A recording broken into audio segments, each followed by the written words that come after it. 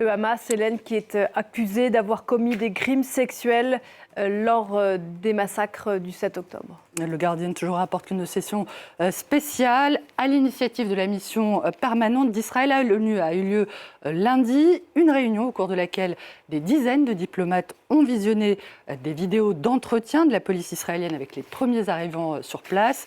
Ces témoins, Pauline, ont notamment décrit des mutilations génitales et des tirs dans les seins des victimes. Une survivante a dit aussi avoir été témoin d'un viol collectif, de fausses accusations selon le Hamas.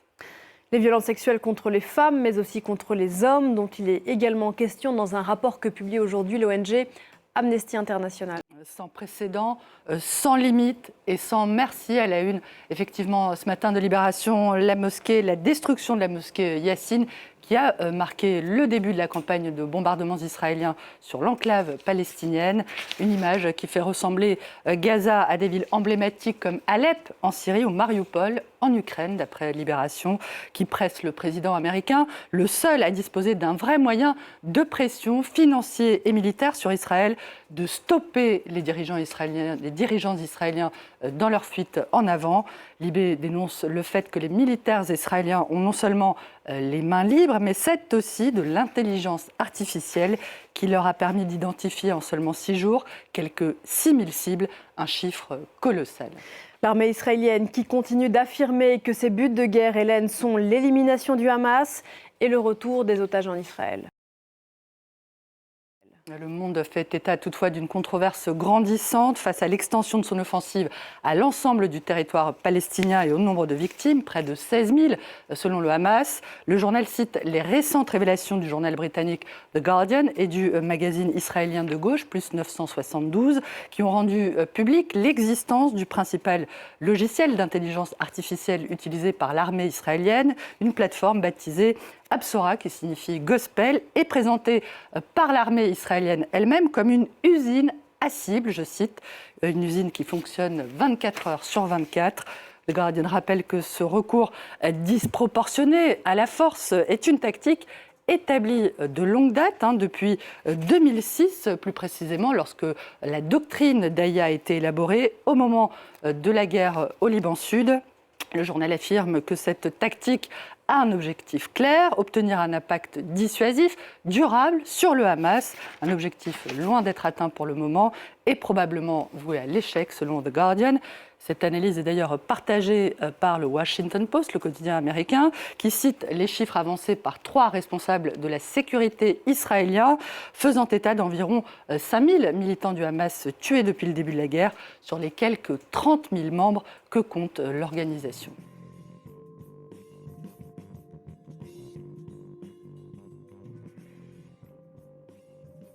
On October 2nd, 2018, journalist Jamal Khashoggi walked into the Saudi consulate in Turkey and never came back out.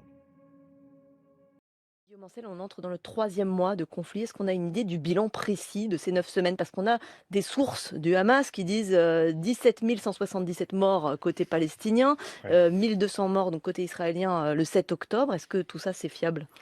Malheureusement, non. Donc, les chiffres du Hamas sont, à mon avis, totalement à écarter. On l'a bien vu avec le bombardement de l'hôpital Al-Alit, où ils avaient annoncé 500 morts, alors qu'en réalité, ça n'a jamais dépassé 50. Donc, je les laisse définitivement de côté. Pour moi, on ne peut pas s'appuyer dessus. Par contre, quand on a fait pas mal de bombardements et subi des bombardements, quand on connaît un petit peu la mécanique qui va avec, quand on voit l'intensité des bombardements israéliens et surtout leur rythme, la cadence, qui est inouïe, on est à entre 400 et 600 bombardements par jour. 600, 800 bombardements par jour, Ce sont des milliers de tonnes de bombes. Ce sont des milliers de tonnes de bombes. Normalement, une opération dans laquelle on va bombarder plus de 100 fois, c'est une opération qu'on a préparée pendant des semaines. Or là, ils font ça tous les jours. D'ailleurs, c'est pour ça qu'on dit que les Israéliens utilisent même des modules d'intelligence artificielle pour les aider à faire du ciblage, parce qu'ils bombardent à une cadence qu'on ne connaît pas dans une opération de ce type. Et sous les compte tenu du nombre de bombardements et des cibles, ce sont toujours des immeubles. On est vraisemblablement entre 20 et 30 000 morts. Et je sous-évalue parce que je ne cherche pas à en faire trop sur la question.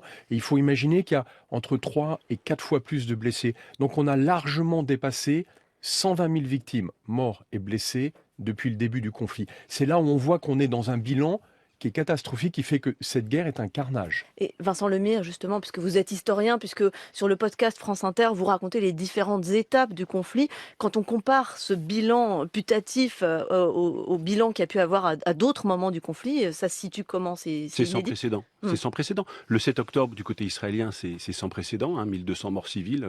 Il y a rien qui. On a essayé de le caler. À l'époque, déjà, on disait les pogroms d'Hébron, c'est 70 morts. Bon, on était à 1200. Mm. Et Gaza, j'avais calculé qu'en 18 jours, les 18 premiers jours, il y avait eu plus de morts que les 18 années précédentes. Là, on est au moins, au bout de 2 mois, à plus de deux fois plus de morts. Et là, je prends seulement les chiffres du Hamas que depuis 20 ans.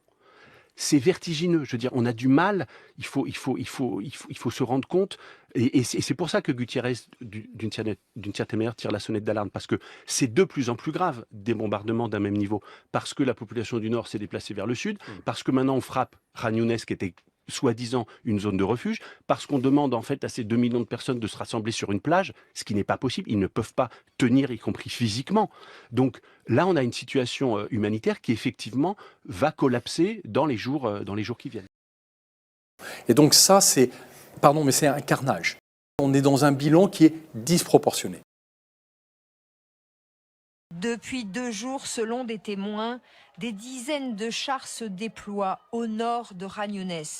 Une percée pour isoler la ville et sans doute en partie l'encercler. C'est donc l'exode à nouveau. L'armée a demandé aux habitants de certains quartiers de la ville d'évacuer en prévention, dit-elle, des combats.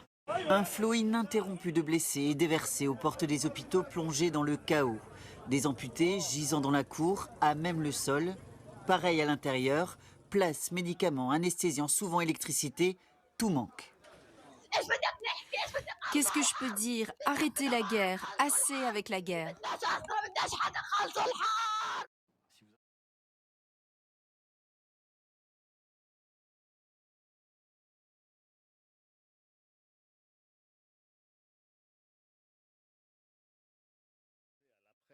L'après qui serait politique. Imaginons un après politique, il se passera sans Benjamin Netanyahou, mais avec un autre Benjamin, Benny Gantz, qui a été ministre de la Défense, qui a été chef d'état-major des armées. In Turkey and never came back out.